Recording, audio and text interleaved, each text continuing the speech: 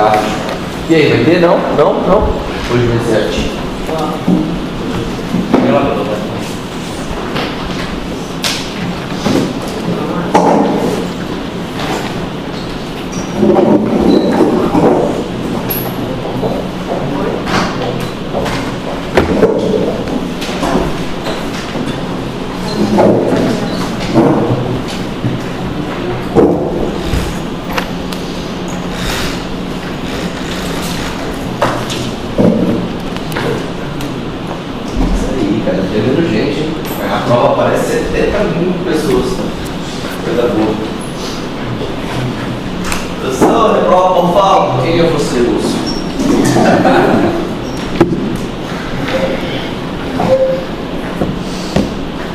Vocês já estão chegando na metade da matéria de carro, já sei tudo pela metade.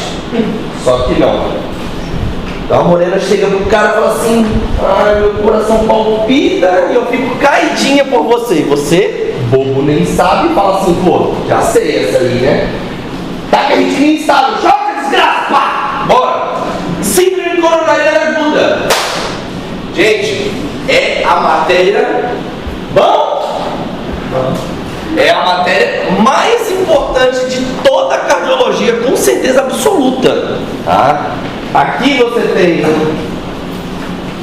o maior número de questões de cardio. Lógico, hipertensão cai bastante também na residência, na vida, sem saber. Mas aqui, tanto quanto hipertensão, bom, cai. É a matéria que mais aparece realmente no pronto-socorro, uma síndrome coronariana. Bom!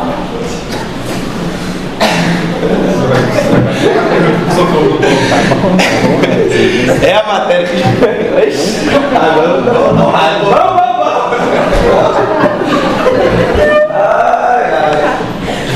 É a matéria que mais aparece no pronto-socorro, fato, a síndrome coronariana. Incrivelmente é a matéria que mais erra. Só fica atrás das arritmias. Ah, você é elétrico. Pois é, exatamente por isso. É realmente uma matéria super importante. E por que ela é a mais importante de longe? Porque é o tema da cardiologia, e eu posso falar que do mundo inteiro, de todas as outras matérias, que mais mata de todos, com o maior número de mortalidade. Lógico, você tem doenças, ebola aí, com 89% de mortalidade, mas em geral, em prevalência, nada no mundo pega como uma síndrome coronariana aguda, onde é a maior causa, a maior mortalidade mundial. Aí, inclusive, o dobro da segunda maior, que é câncer. Tá?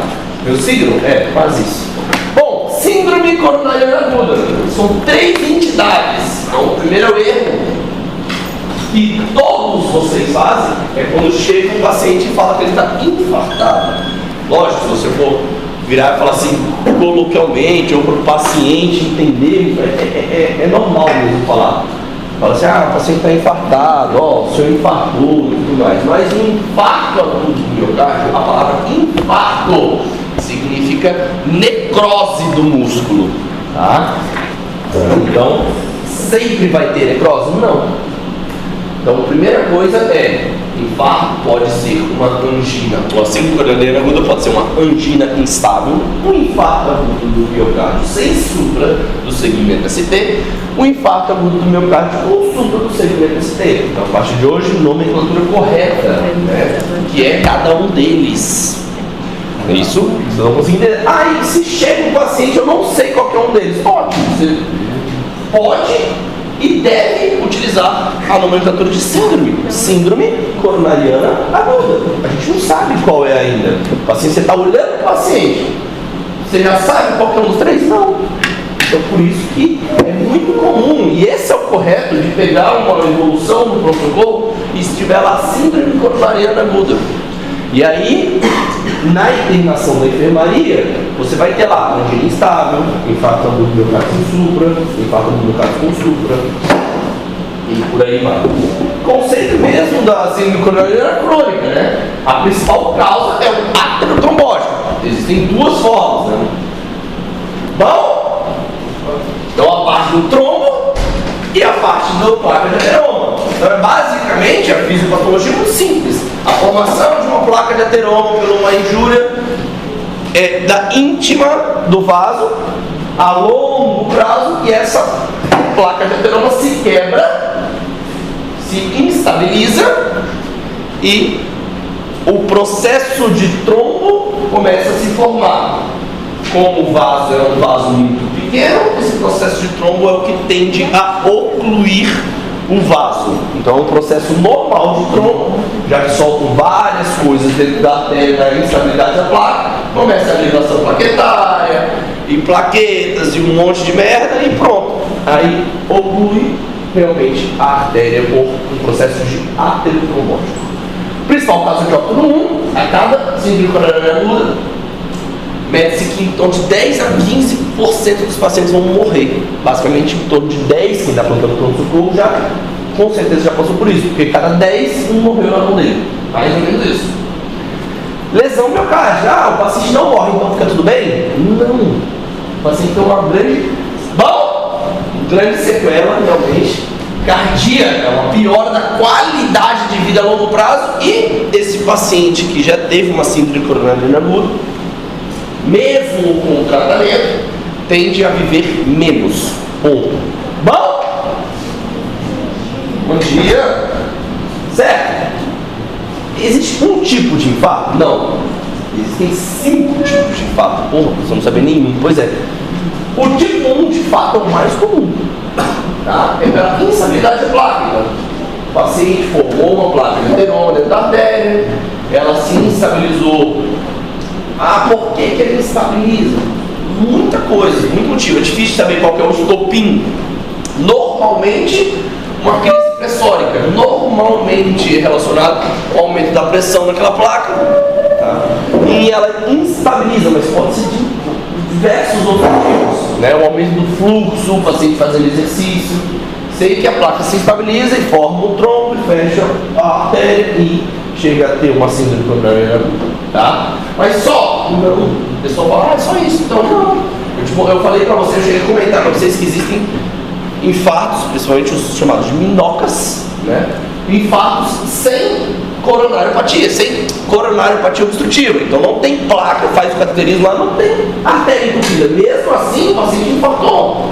Tem dinâmica no elétrico, tem dor no peito, tem alteração de enzimas de necrose miocárdica. Então, assim, ele infartou. Por quê? Muitos motivos. Tem a ponte intramiocárdica, que é basicamente a vasoconstrição da artéria coronária, que está dentro desses minocas, tá? Tem a questão de oferta e demanda de, por exemplo, uma sepse. O paciente com sepse, ele pode infartar? Pode, ele está precisando muito mais do que o coração consegue ofertar. Então, se tem um desbalanço entre oferta e demanda no miocárdio, ele infarta, tá? O 3, morte súbita. Então é um infarto diagnosticado, infarto síndrome coronariana aguda, que morre. Infarto síndrome coronariana aguda, que morre. Então o paciente chegou em uma síndrome coronariana aguda, morreu. Ou mesmo com relatos. Então o paciente estava em casa, ligou para o SAMU por conta de uma dor no peito, e quando o SAMU chegou, estava parado o paciente e morreu. Uma morte súbita. Sim, ela entra aqui, principalmente no atestado de óbito que o pessoal faz. Não deu tempo de atender, o último histórico do paciente era que tinha dor no peito. Ponto. A gente consegue fazer a anamnese até de um morto. Nossa, só não consigo fazer nem de vivo. Pois é, consegue fazer a anamnese até de um morto. Porque você sabe onde ele mora, você sabe qual as comunidades ele está. Normalmente sabe quais comunidades ele tinha. Então, sim, dá para fazer uma anamnese pregressa, que a gente chama, né? Bom, relacionado à angioplastia. A angioplastia é o stent, a molinha que bota dentro das artérias do coração para tratar uma síndrome coronariana aguda ou uma doença arterial obstrutiva coronária. Trata-se. Isso pode dar errado nesse momento? Pode, tá? Então, de 0,5% relacionado a infartos, esse stent fecha. Esse stent fica mal colocado. Essa artéria disseca, já que é uma artéria, quando eu manipulo, ela pode secar. E aí infarta. existem várias coisas. Essa placa pode romper no processo. Eu ainda estou introduzindo o stent, vai ser relacionado à angioplastia. Bom, e relacionado à cirurgia cardíaca? Nós temos também. O pessoal fala que a gente não sabe dar ponto, mas acontece também. Pode ser por questões técnicas mesmo, a gente não saber dar ponto, existe mais, inclusive. Tá? Bom, pode ser também por uma artéria, um percúito, ou uma artéria muito calcificada, então a gente manipula, pode sair um trombo ou cálcio que vai para o seu interior e leva-se à obstrução e infarto. Pode ser por esse percúito que a gente coloca, que normalmente é a veia safena, mas pode ser a artéria radial, a artéria mamária, enfim. O enxerto que a gente coloca de má qualidade, enfim, basicamente um diagnóstico subcraniano relacionado à cirurgia cardíaca. Bom, e classificação de TRIP é a mais famosa, por conta que ela é a mais predita em relação à mortalidade. Como esse paciente está se comportando na parte pulmonar e cardíaca neste evento. Então, o paciente chega em si, coronariana aguda com dor no peito, mas não tem nenhum sinal de choque. Então, lá não tem hipoperfusão, não tem preenchimento capilar bom, não está sudoreico, o paciente está com a pressão boa, às vezes normalmente pela questão de dor e estímulo adrenérgico, vai estar até com a pressão aumentada, né? 18 por 12, normalmente esse paciente já é previamente hipertenso, normalmente, então vai estar sem nenhum sinal de choque, certo? E sem nenhum sinal de repercussão pulmonar. Não está precisando de oxigênio, não tem crepitação pulmonar relacionado aí a acúmulo de líquido. Por que acumula líquido? Basicamente, gente, o que infarta, o que dá sinais, lógico que nós vamos falar sobre infarto do ventrículo direito aqui, mas normalmente é o ventrículo esquerdo. E o ventrículo esquerdo é a bomba do nosso coração, a bomba do nosso corpo. Sendo assim, se ele falha, o que vai acontecer? Ele vai mandar essa bomba, vai ficar mais fraca. Qual é a função principal do ventrículo esquerdo? É mandar esse sangue para onde? A circulação sistêmica, que no caso entra na aorta. Se vamos botar que ela fale muito, para onde esse sangue vai? Fica congestionado onde? No pulmão, correto. Antes do pulmão, átrio esquerdo. Só que o átrio esquerdo é uma cavidade pequena, mais concentrado de 100 ml. Então, de fato, o átrio esquerdo vai engurgitar. Isso é um dos primeiros sinais. O átrio esquerdo engurgita, mas cabe 100 ml, 120, 150 no máximo. Tá? O que cabe muito volume? Pulmão. Pulmão cabe até 2 litros desse volume.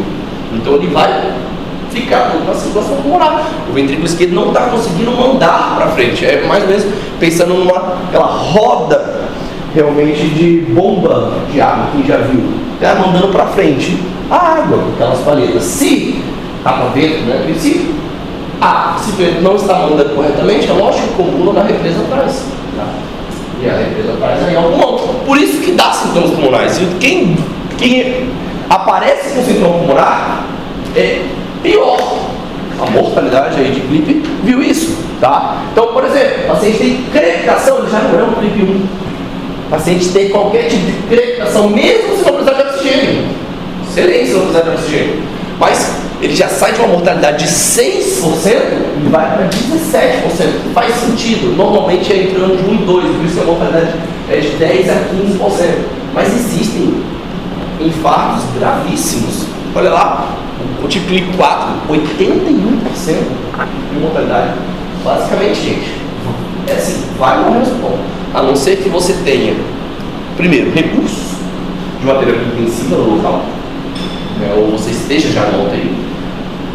E segundo, de você realmente ser muito bom para fazer os manejos das medicações e às vezes, mesmo assim, isso é uma porcentagem média, né?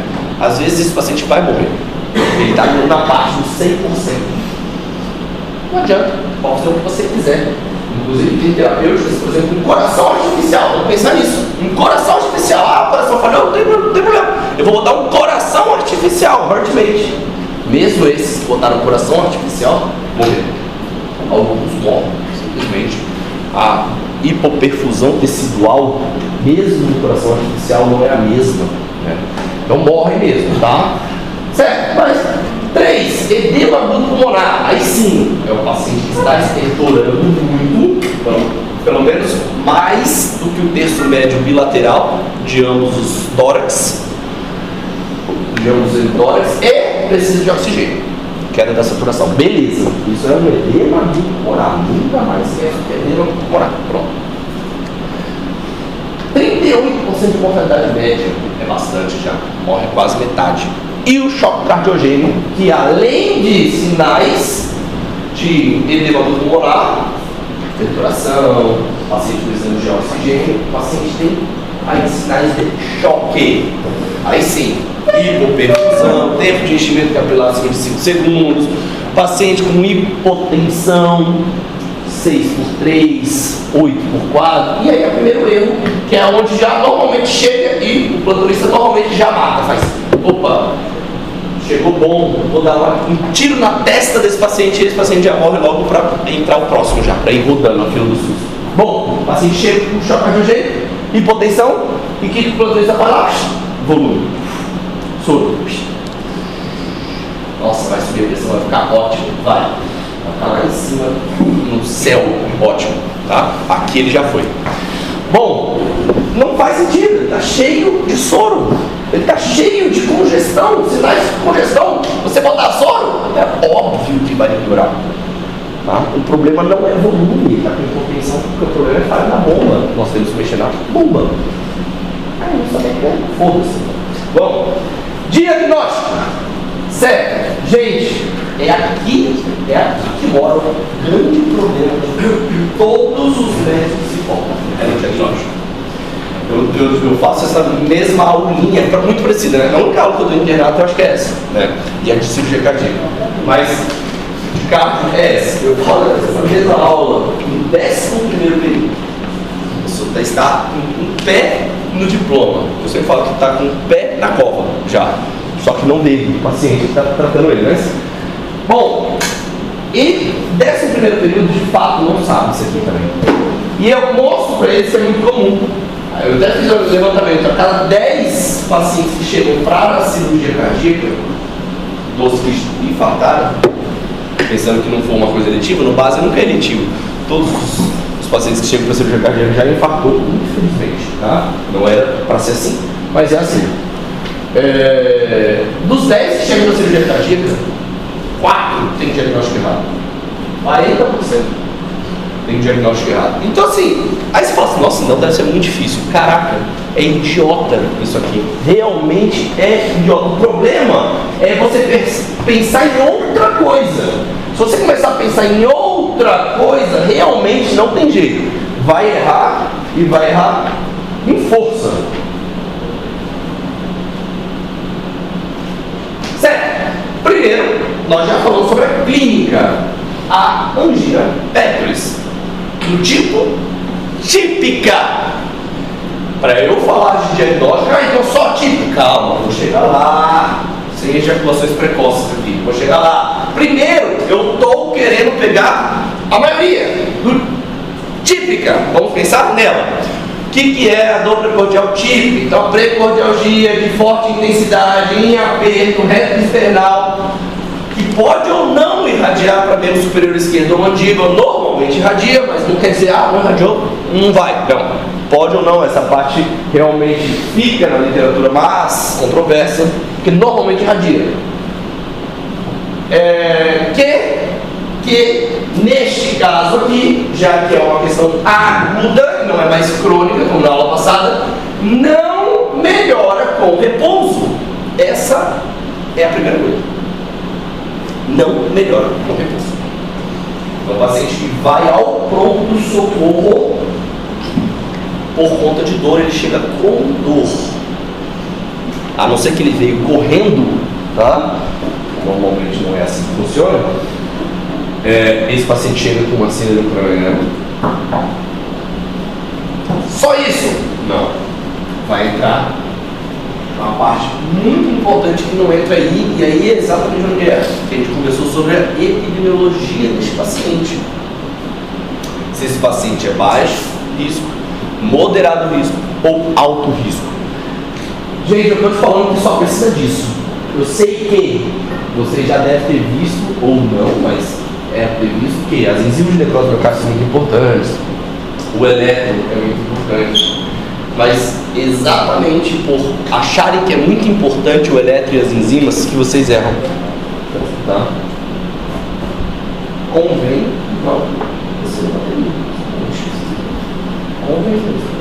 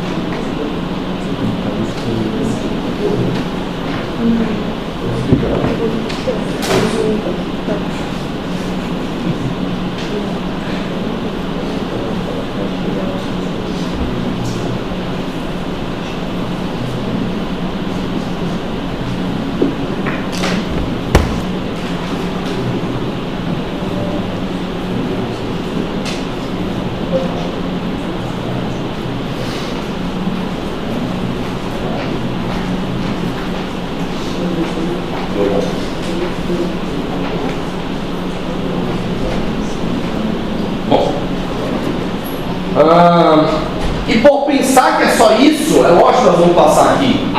Vai errar. Por pensar que eu tenho que ver enzima, eu tenho que ver eletro. Aí você já errou, você já nem sabe, inclusive. Você nem sabe que você errou.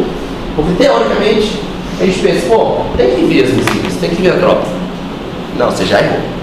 Se você pensou nisso aí, não, eu tenho que ver o eletro. Normalmente você já errou. Esse é o ponto. Ou eu vou passar muito bem isso para vocês. O diagnóstico, sabe por quê? Porque eles adoram essa perguntinha na própria residência. Entenda a seguinte frase: o diagnóstico de uma síndrome coronariana aguda, como é feito? E a seguinte pergunta: como que é feito o diagnóstico?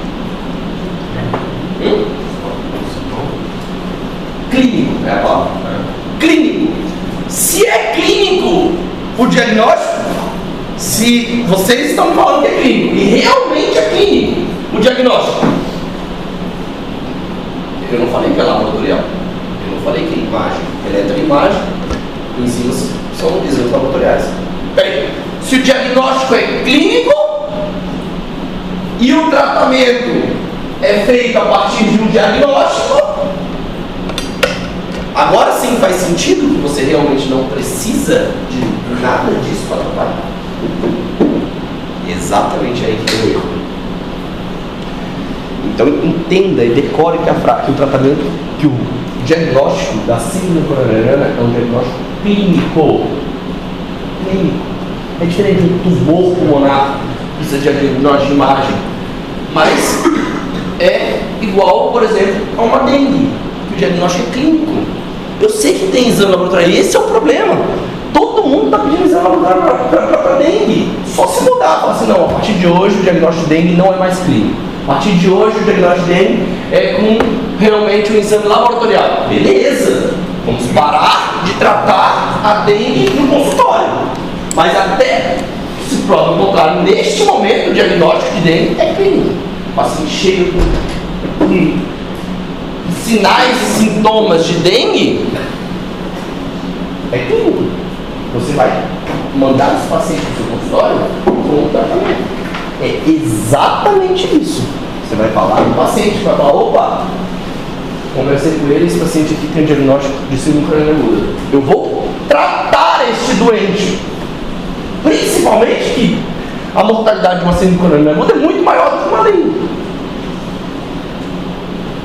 Vamos que existem diagnósticos diferenciais, esse você já viu, e são um monte de diagnósticos diferenciais, de fato, né? As mais comuns aí, né, doença do refluxo, cossocondrite e psicogênica. São as mais comuns, né? O paciente tem a dor em queimação epigástrica que sobe, doença do refluxo, paciente com dor primordial, mas ele tem piora ao movimento, cossocondrites, tá? Paciente muito jovem, extremamente jovem, normalmente mulher, mulher louca, não, às vezes, mas neste caso sim, normalmente mulher jovem, chega com dor primordial de forte intensidade, tá? E nós temos que pensar em dor psicogênica, tá? Mas de fato todos os outros aí.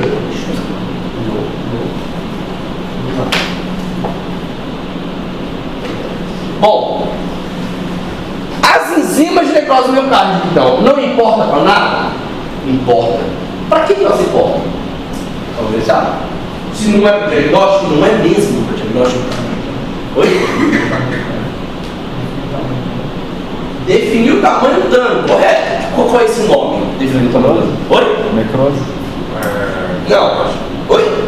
Prognóstico. Exatamente. De fato, os que vierem com enzima muito alta não tem um valor de referência, tá, gente? Lógico que tem um valor de referência para positivo, mas não tem um valor de referência para é muito alto, é pouco alto, está aumentado demais, não tem esse valor de referência, mas quanto maior, de fato, maior o dano, maior a injúria miocárdica, duas coisas: maior mortalidade, maior sequela cardíaca a longo prazo, menos a expectativa de vida desse doente a longo prazo. Bom, é importantíssimo então para a gente ter essa noção de o que está acontecendo, mas para diagnóstico não. E tanto é que eu mostro esse slide aí, adoro mostrar esse slide e mostrar para vocês que, gente, sobe para tudo as enzimas de necrose miocárdica. Provavelmente, se eu toda vez de manhã aqui dando aula para vocês, nessa loucura, cheirado na coca, provavelmente vai estar positivo em minhas enzimas de necrose miocárdica, tá? Porque a atividade física, cafeína, drogas, calma, né? Também, mas vai estar aumentado. A arritmia, isso aqui é uma das coisas que mais chega a ser bizarro, né? O paciente faz uma arritmia, qualquer um. Vamos pensar na mais simples de todas, um ataque supra. Então, eu tinha até um exemplo de um paciente lá no slide, 46 anos, após a sua jornada de trabalho, da entrada no pronto-socorro com palpitação e precordialgia. Aí chega lá, fez o eletro, ataque supra. Lembra desse exemplo lá no slide? Não lembro, tá bom. Mas tinha. Aí você trata o ataque supra e desgraça, você colhe uma enzima de necrose miocárdica. Esse é o maior problema, você colher e não saber porquê. Beleza. Essas enzimas de necrose miocárdica vão estar o quê? Com certeza absoluta que elas vão estar alteradas. E aí você está diante de uma paciente de 46 anos, com dor no peito, às vezes é tabagista, vamos pensar que ele seja tabagista, porque trabalho, muita gente aí trabalhando em trabalho manual acaba sendo tabagista. Então, paciente de 46 anos, tabagista, teve quem entrou com dor no peito, foi para o socorro e está com as enzimas de necrose miocárdica alteradas. Gente, quer ver o aluno recém-formado aí, o sexto ano no CRM, que não acha que é infarto? Só que não. E aí começam os erros, porque ele acha que é, mas ele tem dúvida. Aí o que ele faz? Ele interna. Aí ele interna com infarto. Aí, daqui pra frente, todas as condutas vão ser erradas. Mas até então, tudo bem. O problema é que isso se perpetua. E aí o problema é que ele, normalmente nós, somos formadores de opinião. E aí o seu calor do quinto ano que forma e tem um CRM, fala assim, poxa, eu vi o sexto ano fazendo. E isso se perpetua por anos.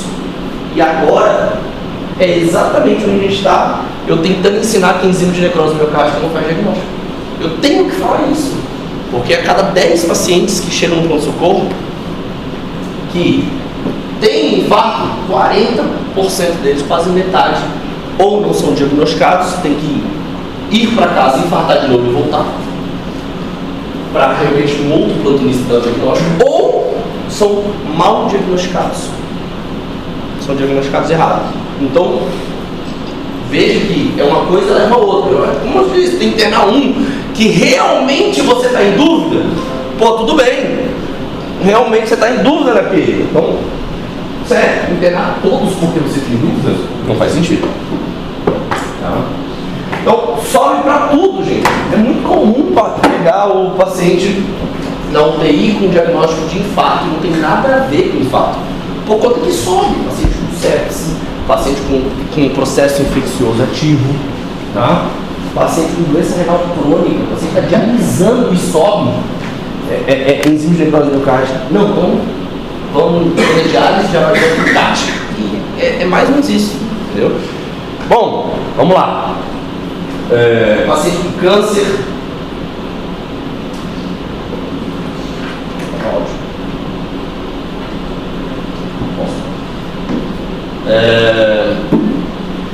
Elétrico. Então, tem alguma coisa que eu preciso saber de elétrico? Tem, claro. A única coisa que vocês precisam saber de elétrico, nesta aula, de fato você já sabe muito, né? Nessa aula é a elevação do segmento ST. É a única coisa que vocês precisam decorar. Não é para ver infra-ST. Não é para ver inversão de tempo. É claro que esses dois, tem outros, inclusive não são só esses dois, que é chamado de alterações dinâmicas do elétron, que levam, arremetem a um processo isquêmico agudo. Agora, algumas informações de porquê não precisa ver eles. Primeira informação: posso infartar com o elétron normal? Posso? Posso? Quantos por cento você acha que o infarto tem elétron normal? Na sua cabeça. Infarto pode? Quantos por cento você acha? 2%? Até 50% dos infartos tem elétron normal. Aí você fala, pô, vou ver elétron então. Você vai se fuder. É exatamente o que acontece. Porque se você vai olhar o elétron e falar assim, pô, esse aqui está normal, porque eu estudei, eu sei que é ritmo sinusal, eu sei ver ângulo, eu sou fodaça. Aí você olha o elétron normal não é infarto. Opa, metade você vai errar. Mas tranquilo, metade é pouco mesmo. Vai errar. Vamos errar mais. Quantos? Mas por que vai dar? Vai dar normal? É, porque se você pegar todos os anos, não entendi a pergunta. porque até 50% dos infartos você tem um problema total. Vou te falar. Porque até 50% dos infartos são subendocárdicos e não mexem com a fração de ejeção. Não mexem com a questão elétrica. É lógico, se você perguntar 50% de um infarto com supra, não. Aí é realmente bem menor. Bem menor. Porque teoricamente o supra é uma representação de algo. Que a gente vai ver. Mas, não. A síndrome coronariana aguda, 50% vai ter coleta normal. E eu vou te falar, realmente é 50%. Porque os 40% que a gente erra lá, a gente vê todos estão elétrico normal. A representação isquêmica, ela pode ser imperceptível pelo elétrico. Por isso. Por conta de quê? Por conta de isquemia de baixa voltagem. Isquemia subendocárdica. Diferente do infarto com supra de fato, que aí é difícil de ter um infarto com supra sem um supra. Só para vocês entenderem, o infarto com supra é uma oclusão total de uma artéria. Por isso que ela é representada pelo supra de ST, a oclusão total. Agora, pode ter uma oclusão total de uma artéria sem um supra de sistema elétrico? Pode. Você fala assim, por quê? Exatamente isso. Provavelmente foi uma artéria menor que a representação elétrica desta área é imperceptível ao elétron de 2 derivações. De fato é menor, aí é bem menor, chega a ser 1%. Tá? Bem menor. O infarto com supra normalmente, por ser uma oclusão total da artéria e ter uma grande extensão de necrose, aparece no elétron. Agora, as outras não. O que define exatamente isso. Define o paciente tem uma área pequena de isquemia. E ele pode sim ter um elétron normal. E eu vou falar agora pior ainda, que eu falei que não são só os 50% que vão errar, vão errar mais olhando elétrico. Por quê? Porque o paciente pode ter inversão de T e pode ter infra de ST sem ser infarto. O que vocês acham? O paciente pode ter um infra de ST sem ser infarto?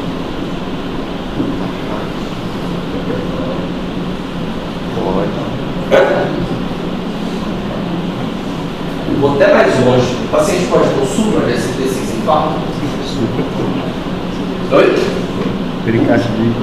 Pode ir? Pericardite. Pericardite, olha lá. Acertou, parabéns. Vamos ter pericardite no final do semestre. Pericardite da supra de ST. Que loucura! Então sim, pode. E eu vou te falar, inversão de T, gente do céu. A gente fez uma a gente sempre faz nessas ações sociais, né? Então a galera que a gente faz pela Liga, então tem a galera da finca, mas tem mais da São Lucas, né?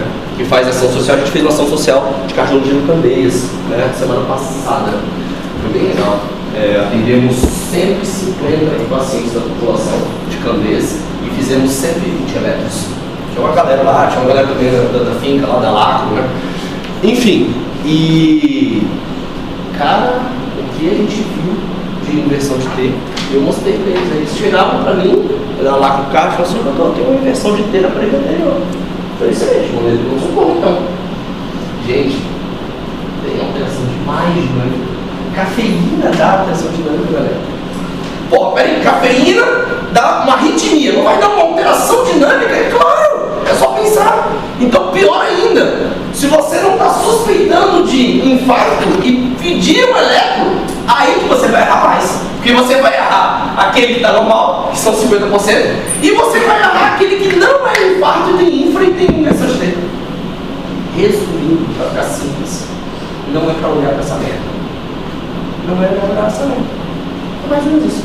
Ah, mas não olha infarto? Não olha eletro, então, na síndrome craniana aguda? Basicamente não.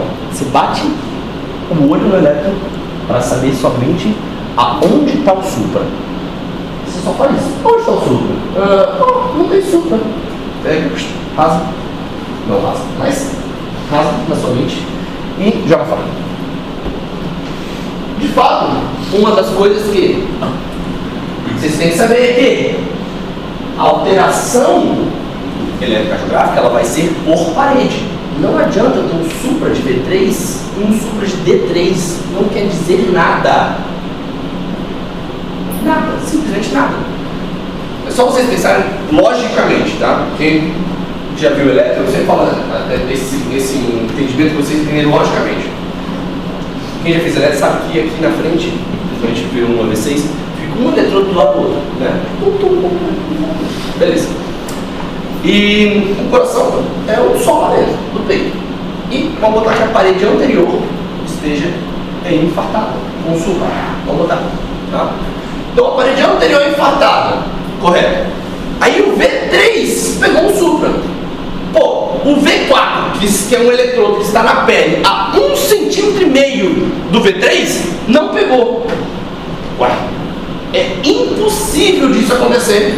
Se a representação eletrocardiográfica é de um órgão único, esse órgão está emitindo eletricidade de forma diferente para a pele, para a raiz cutânea, como que um eletrodo aqui e um eletrodo do lado a 1,5 cm dele não pega?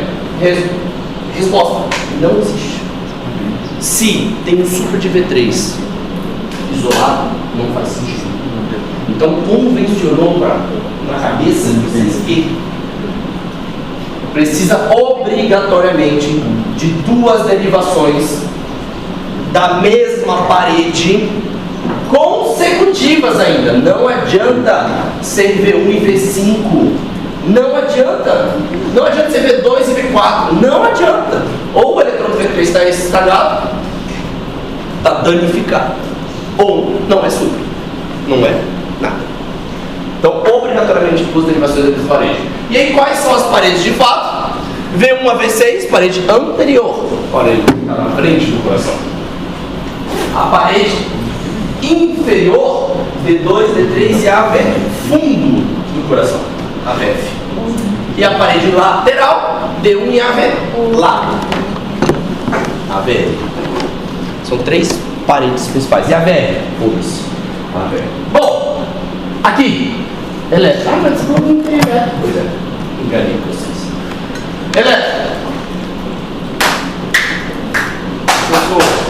No contexto ali, por exemplo, da UFA, da urgência e emergência, eu falo assim, o elétrico tem pouca importância. Tem. No diagnóstico, porque ele é clínico. Correto. Mas para as questões jurídicas, por exemplo, solicitar o elétrico para ter no prontuário do paciente. Veja, você vai sempre solicitar, inclusive as enzimas. Só que elas não vão importar para o diagnóstico e tratamento, é diferente. Como eu disse, as enzimas são importantes demais para questões prognósticas. Você vai solicitar. Você só não vai solicitar para o diagnóstico. Isso não. Entenda essa palavra, você vai entender quando eu falar que diagnóstico é igual a tratamento. Você vai entender. Então, é óbvio que vai solicitar. Tem um protocolo padrão de síndrome coronariana aguda. O paciente entra com clínica, o paciente entra com eletro 10 minutos depois, em até 1 hora, colhendo todos os exames laboratoriais com enzima de necrose miocárdica. E ele já está em sala vermelha, inclusive. E nesse eletro, o que nós temos? Oi? Um supra do segmento ST na parede inferior, D2, D3 e AVF, correto? Alguém viu mais alguma coisa? Hã? Ali parece que o vídeo no início ele tá mais na velar, o vídeo depois ele De fato, o vídeo estava ruim, eu tenho realmente ali, provavelmente não se usar, ou ele fez algum tipo de arritmia, depois ajeitou. Mas não é isso. O que tem? Tem mais? Alguém viu mais alguma alteração? Tem infra ali, né? Infra onde? V1, V2. V1 e V2, um pouquinho em V3, quase não, mas beleza. O que significa? Alguém sabe? É o espelho. Imagem em espelho. Basicamente não significa nada. Nada. Extremamente nada. Quando nós temos supra, obrigatoriamente nós vamos ter imagem em espelho na parede contralateral. É uma das dicas. Então eu tenho um supra inferior. É para aparecer algum infra na parede anterior. É para aparecer, é para esperar isso. Olha lá. Lógico, a parede lateral às vezes vai dar infra em AVR, que não serve para nada AVR, mas sim. Ó.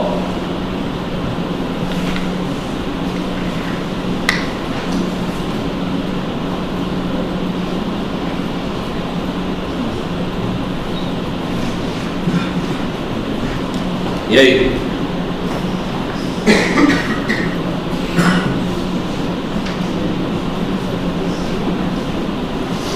E aí? E aí?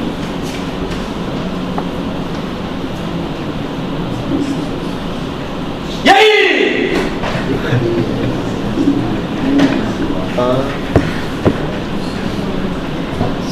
Morreu, gente?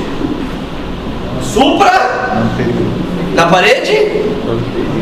Basicamente, se for um infarto com supra, tá? Se for, é um infarto com supra, infarto agudo do miocárdio com supra de ST, parede anterior, ou somente anterior. Esse é o nome correto que é para escrever. Que se escreve. E de fato, nós temos infra na parede contralateral? Temos.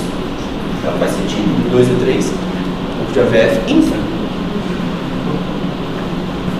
Beleza. E agora sim, vamos entrar na parte realmente principal, que é diagnóstico, que é onde erra, onde tem 40% dos erros.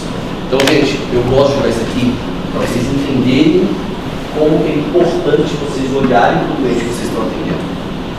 Tendo para uma mulher de 68 anos, diabética, hipertensa, dislipidêmica, obesa, tem uma dopplercordial típica, 1 hora sem melhora com repouso. Essa mulher está tendo uma síndrome coronariana aguda? Obrigatoriamente ela está. Sabe o que é o mais engraçado? Como eu falei para ele na última aula, mais engraçado que são esses que aparecem. E o mais engraçado que são esses que é. Teve uma mulher de João Paulo, a tendência vai passar, lá no tempo, os alunos estavam comigo nessa primeira, né? Eles não entenderam como não foi feito o diagnóstico. Ela falou assim, pô, eu fui na UPA Zona Sul, Zona Leste. Fui na UPA, cheguei lá, ela, 68 anos, hipertensa, diabética, obesa, grau 2 para 3, dislipidêmica e, para piorar, ainda fumava. Ela falou bem assim, eu olhei e falei assim, não, beleza. O que aconteceu? Ela virou e falou assim, não, tive uma dor no peito. Fala como é que foi essa dor no peito. Ela falou, assim, doutor, bem aqui, ó, no peito, o peito apertou, nossa, começou a contar, apertando, foi muito forte, nunca senti isso na vida. E foi para algum lugar essa dor? Foi, braço esquerdo, doutor, ficou todo mole. Bem, você parou, melhorou? Não, tive que ir no pronto-socorro. Foi desse jeito a pergunta. Muito bem. E lá o médico atendeu, fez um eletro, sempre tem um eletro para jogar, e despirou em casa. Aí, ela infartou de novo, não morreu, foi para o João Paulo, onde fizeram o diagnóstico de um IAM, um supra. Resumindo, 4 artérias entupidas e cirurgia cardíaca para ela. O problema é exatamente isso. Até os alunos olhavam e falaram, meu Deus, mas como não pensar no infarto? Eu também não sei essa pergunta. O que eu provavelmente acho que deve ter acontecido é que deram de pirona, ou às vezes tetramal, morfina, que seja algo, né? Às vezes até pensaram, não escreveram, mas pensaram, é uma síndrome aguda, vou dar um aqui, então morfina para tirar dor. Às vezes a pessoa até sabe. Uma AS, clopidogrel, porque às vezes até a enfermagem fala, vamos dar uma AS para ela. A própria enfermagem fala, nitrato para tirar a dor no peito, para o exortismo sublingual, a enfermagem já sabe. E melhora, é para melhorar, pô. Se é o tratamento, melhora mesmo. Melhora, fez o eletro normal. Passou o plantão. 6h30, mulher chegou às 5 da tarde, 6h30 passou o plantão, chega o plantão. Ah, tudo bem, tudo. O que você está sentindo? Não, não estou sentindo nada. Eu cheguei aqui com uma dor no peito muito forte, mas fui medicado e melhorou bastante. Deixa eu ver suas enzimas de necrose miocárdica. Normais. Deixa eu ver o eletro. Normal. Ah, não. Isso não é nada, não. Tá. Provavelmente, eu imagino que seja isso que aconteceu. Porque se foi, olhou para ela e falou assim, não é nada não. Em casa, de primeiro em casa, era mais fácil ter dado 2 tiros no peito dela. De verdade. Tem uma pergunta aqui, as enzimas locais que a gente pode antes de tratar o paciente, no caso, foi feito não, mas ele não deveria terminar o terapia? Não, Vou chegar lá, as enzimas igual o elétrico, ela pode vir normal? Pode. Claro, vou chegar lá. É a parte mais importante da aula. O tratamento, gente, infelizmente, é porque é decoreba. O tratamento deve ser decorar e foda-se, realmente tratando para todo mundo. Eu acho que nesse caso, o primeiro era mais o primeiro médico, o segundo médico. Qual é o segundo médico da outra? Fez o melhor, de fato? Não, erro dos dois. Eu acredito que mais no primeiro. Do lado da UPA, né? Eu acredito mais no primeiro, porque realmente, coitado, às vezes uma correria, você não passa plantão. Realmente, na UPA, cara, puta correria, você tá saindo de um, tá errado, tá, gente? Mas você sai de um, já vai pro outro plantão, lá na puta que pariu, fala assim, não, foda-se, passa plantão com mensagem. É o que acontece, né? Então, até nem passa plantão. Pô, chega o coitado do segundo médico, de fato, pega um eletro normal, pega o zinho normal, mulher sem dor. Ele não avaliou ela quando chegou. E se ela falar assim, doutor, tava doendo mais ou menos, pô, puta dor, tava doendo mais ou menos, não é assim, né? Então, assim, depende do que a mulher falou de falar pra ele, pro segundo médico. Não, a culpa não é dele, o problema é que eu, infelizmente, eu saí aqui agora tá no lixo. Não vai dar nada, mas poderia dar. Vamos lá. Essa é a que não pode errar. Vocês estão proibidos de não pensar em uma síndrome coronariana aguda quando chega uma mulher de alto risco. Homem, mulher, uma pessoa de alto risco com uma dor precordial típica. Porque o diagnóstico é clínico. E eu só preciso de duas coisas. Eu só preciso da dor que essa paciente sentiu e o perfil dessa paciente. Se eu tenho alto risco e a dor típica, gente, acabou. É o melhor dos mundos pro médico que está no pronto-socorro. É o melhor dos mundos é que chega essa mulher aqui com dor. Porque se chega um de 45 sem comorbidade com dor no peito, você fala assim, pô, agora me fudeu. Agora se chega uma mulher, essa primeira aí, com dor precordial típica, acabou.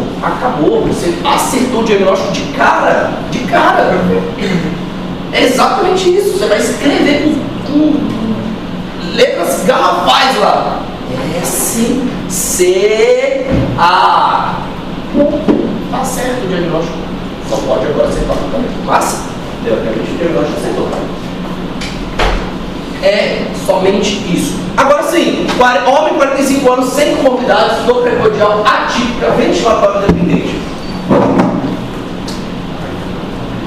E aí? O 2.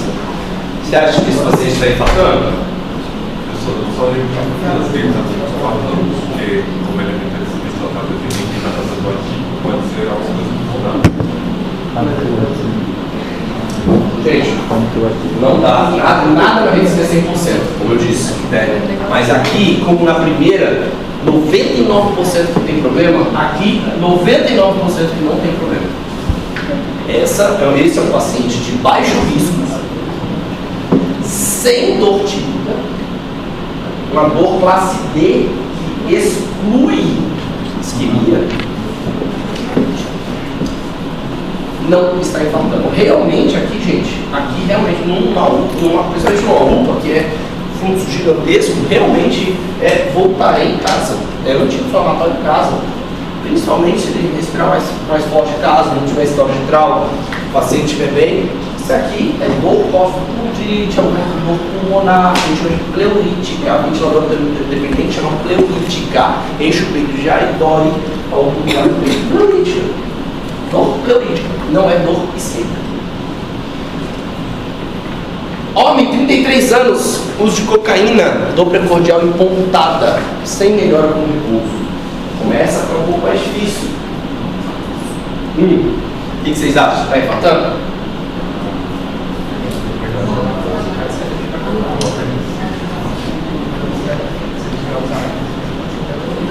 Provavelmente esse paciente usa há pouco tempo. Pouco tempo não. Usou agora a cocaína e veio ao pronto-socorro com dor. Normalmente é assim que acontece. Principalmente de madrugada aí. Muito comum.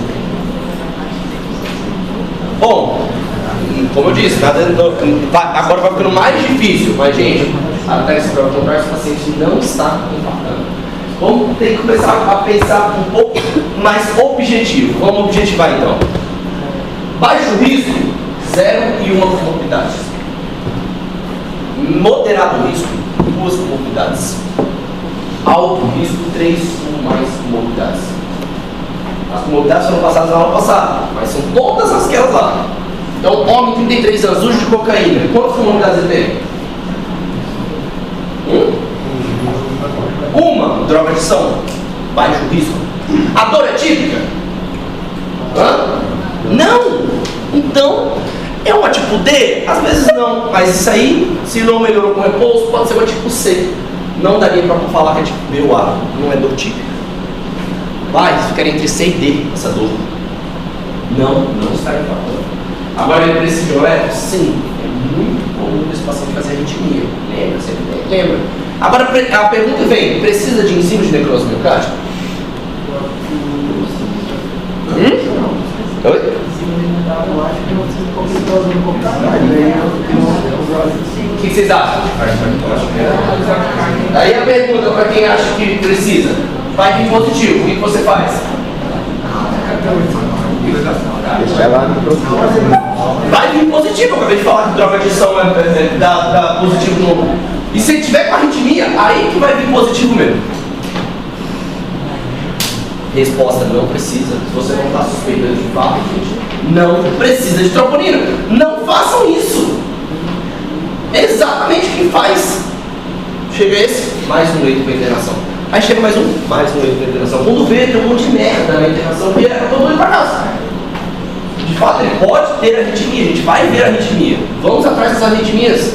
Mas não faz sentido pensar em infarto nesse caso. Se é um paciente de baixo risco, com uma dor C ou D, não faz sentido.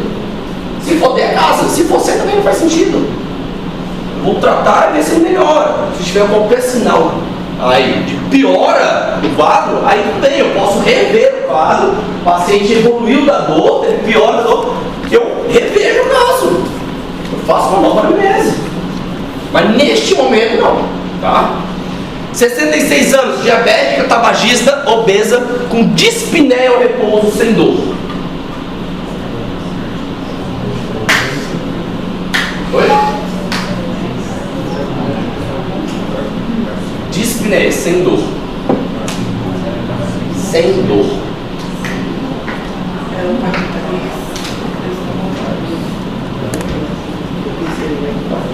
E aí? Bem difícil, como eu disse. O que vocês acham? Você está infartando?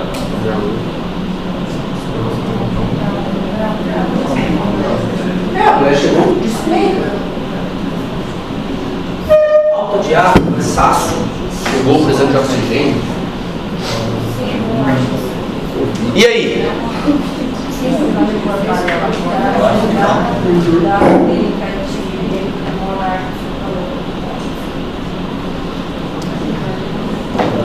É uma palavrinha que pode esquecer, que vocês esquecem, tá lá na primeira aula. Dispneia é um equivalente anginoso. Por que essa paciente não volta? Porque é essa bexiga sem dor. Até 10% dos infartos agudos do miocárdio são chamados de infartos silenciosos. Se você botar infarto silencioso no Google, você vai ver. Infarto silencioso é um infarto sem dor. Todo mundo faz? Não. Isso é um perfil específico do diabético, tabagista, idoso, mulher. Então eu botei todas aí. E obesa. Por quê? Porque são indivíduos que sentem menos dor. Mulher sente menos dor.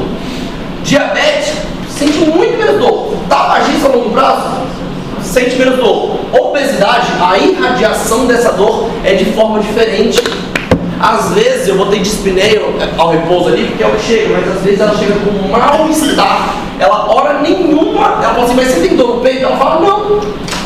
Mas é um negócio ruim assim, sabe? Ela fala assim, dessa forma, um negócio ruim. Mas lembra, ela é alto risco. Alto risco. E aí que vem, vocês vão começar a perceber que o diagnóstico de síndrome coronariana aguda é muito mais epidemiologia e sintomas. Isso é uma coisa que é impossível entrar na cabeça dos alunos. Falar que você faz um diagnóstico quando o paciente entra no consultório. De fato, gente, você faz o diagnóstico quando o paciente entra no consultório. Entrou a primeira mulher lá no consultório semana passada, na quarta-feira. Entrou a primeira mulher. Eu só olhei ela, de cadeirinha de roda assim, obesinha, baixinha, dente amarelo. Você olha pra ela assim, você fala, não tem jeito de não ser. Não tem jeito. Se ela falar assim, doutor, eu não sinto nada, tudo bem. Vamos dar uma olhada nesse nada assim, tá? Porque tipo assim, é muito clássico, entendeu?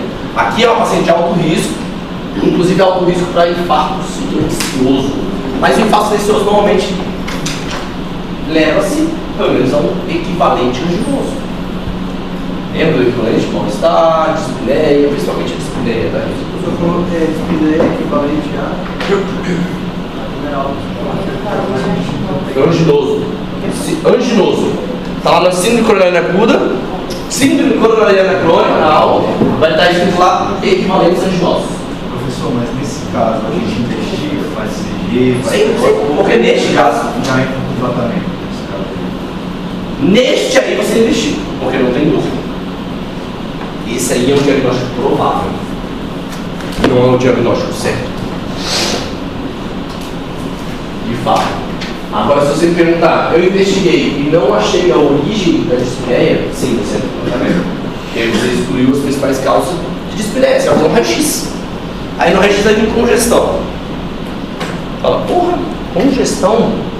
Aí vai hematomo, por exemplo, a tomografia, não tem nada no tórax. Só água. Tem uma coisa errada. Tem história de pneumonia, por que essa água está ali? Se você não pensar que a água está ali de uma paciente de alto risco cardiovascular por conta de um infarto, ou está ali aquela água por conta do coração ou do pulmão, é essa que a gente pensa. Certo? Do pulmão, pneumonia.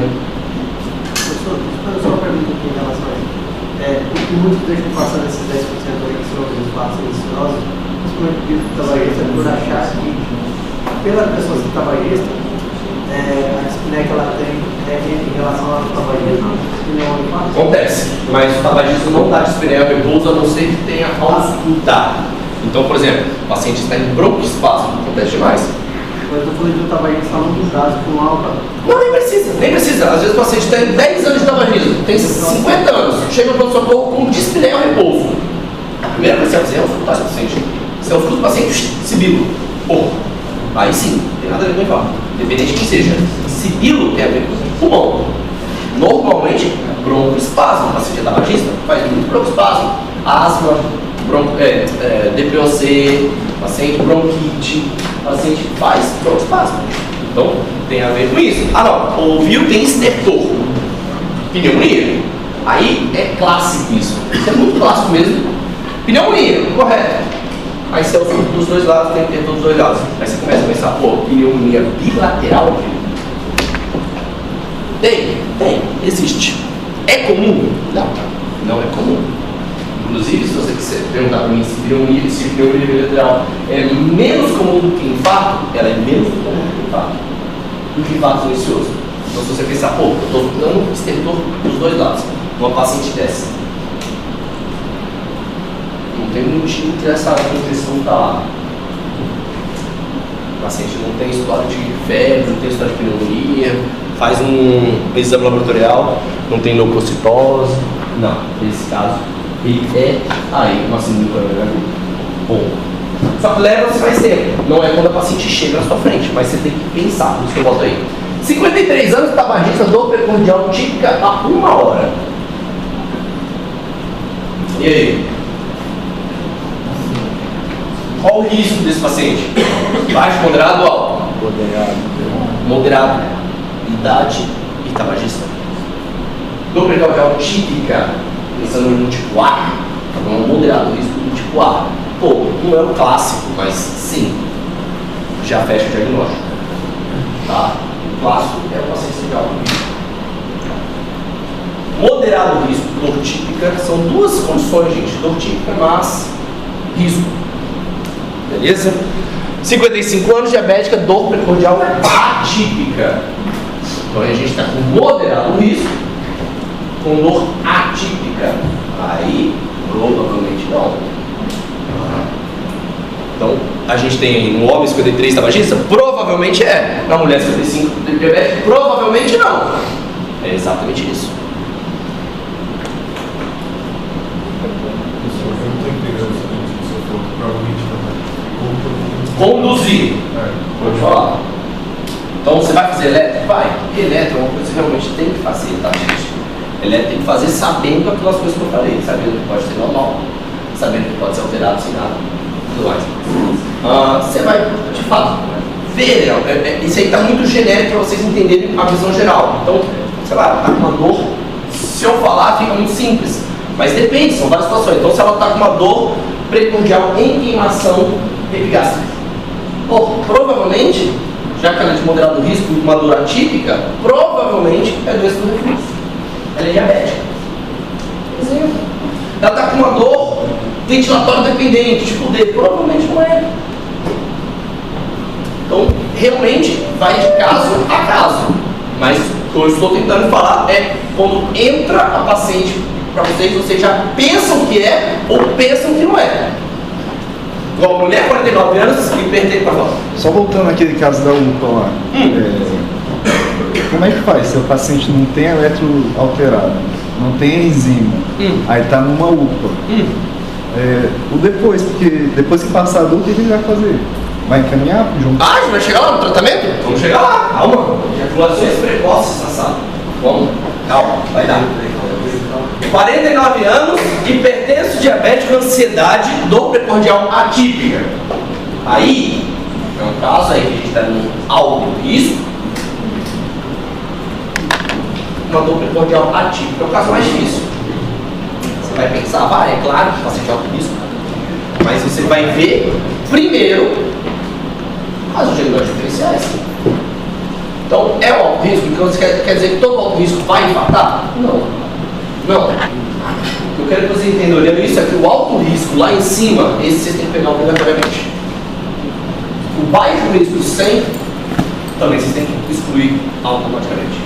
Agora, um no meio fica difícil, gente. É a minoria, tá? Mas, num caso desse, depende da dor. Se for uma dor que exclui, está excluída.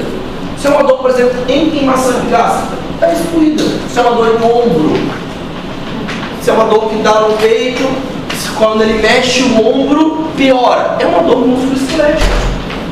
Então depende da dor. Tá? Mas isso é um cenário geral. Isso para vocês entenderem. Porque agora, de fato, a gente agora está permitido a entrar no diagnóstico e tratar. E agora vocês já entenderam o cenário geral. E agora a gente vai para o diagnóstico, que é uma tabelinha, como eu mostro para todo mundo essa tabelinha, de fato, bem idiota. Por quê? Porque é para ser simples. Chega um paciente para você. Você vai pensar, síndrome coronariana aguda. Ele primeiro tem que ter a clínica de uma síndrome coronariana aguda. Correto? Então vamos botar que ele vai ter uma dor típica. A gente já falou, dor típica. Você vai mandar ele até 10 minutos para o eletro. No eletro, você só quer ver uma coisa. O quê? Supra. Vamos botar que esse paciente esteja com supra. De ST. Parede anterior, não faz. Tá? O que você faz automaticamente depois que ele sai do eletro? Oi? Oi? Oi? O quê? Trata? Trata. Por que trata? Bem simples. Porque você tem ou não tem diagnóstico? Tem. Tem diagnóstico. Essa é muito fácil. Quero ver agora. Paciente veio para eletro normal.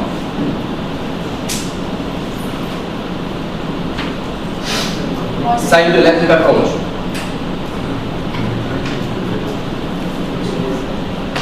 Vamos pensar numa clínica típica, né?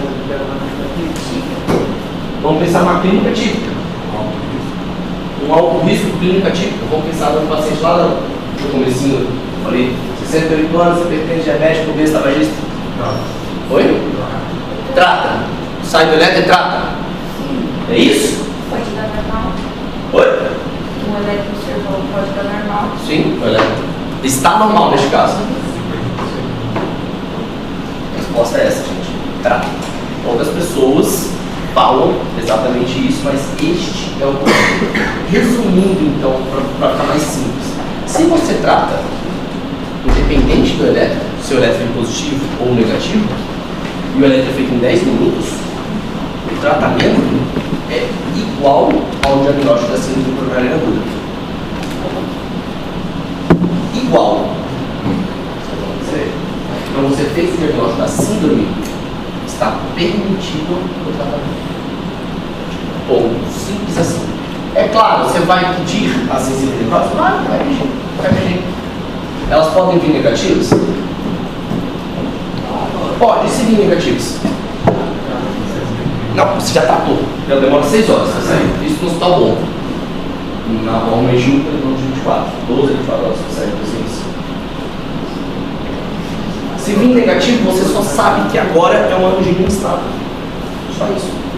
E se vir positivo, você sabe que é um infarto agudo sem súbito. Somente isso. Então chega um paciente clínico positivo, alto risco, você fala assim, é uma síndrome coronariana aguda. Teoricamente esse paciente sai da sala do seu consultório com a prescrição da síndrome coronariana aguda já pronta. Se esse paciente fizer um elétrico supra, você só vai nessa prescrição e adiciona algo. Só isso. Se vir normal elétrico, já está com a prescrição feita. Ele sai da sala já com a prescrição pro elétrico. A enfermeira já vai separando as medicações. E aí sim, finalmente, que medicações? Tratamento. O famoso Monabish. Que doutor? Monabish. Morfina, oxigênio, nitrato, AS, beta-bloco, clopidogrel, heparina, estatina. Morfina, oxigênio, nitrato, AS, beta-bloco, clopidogrel, heparina, estatina. Morfina, oxigênio, nitrato, AS, beta-bloco, clopidogrel, heparina, estatina. Morfina, oxigênio, nitrato, AS, beta-bloco, clopidogrel, heparina, estatina. Entenderam agora, né? Morfina, oxigênio, nitrato, AS, beta-bloco, clopidogrel, heparina, estatina. Eu ouvi. Morfina, oxigênio, convém ligar na tomada. Nem ele aumentou mais. Oxigênio, nitrato, AS, beta-bloco, clopidogrel, heparina, estatina. Qualquer morfina, oxigênio, nitrato, AS, beta-bloco, clopidogrel, heparina, estatina. Morfina, oxigênio, nitrato, AS, clopidogrel,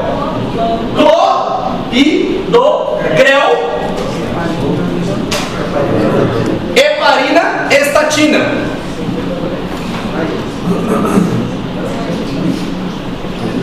Morfina, oxigênio, nitrato, AS, beta-bloco, clopidogrel, heparina, estatina. Todos decoraram? Sim. De fato, as provas, porque isso é super idiota de decorar, eu não decorei. Pois é. Contraindicações eles gostam de perguntar. E aí os que tem são morfina, nitrato, beta-bloco.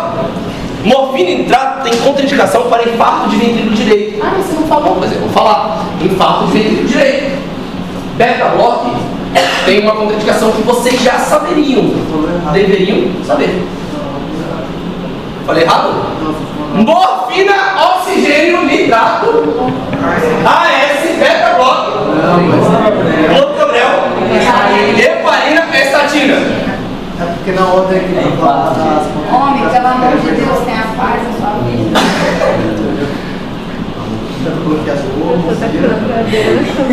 Morfina, oxigênio, nitrato, AS, beta-bloco, clopidogrel, heparina, estatina.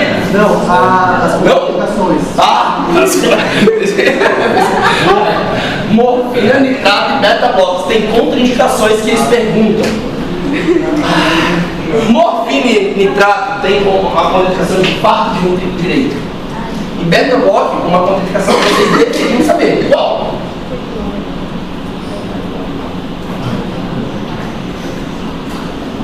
Deveriam saber, já teve aula disso.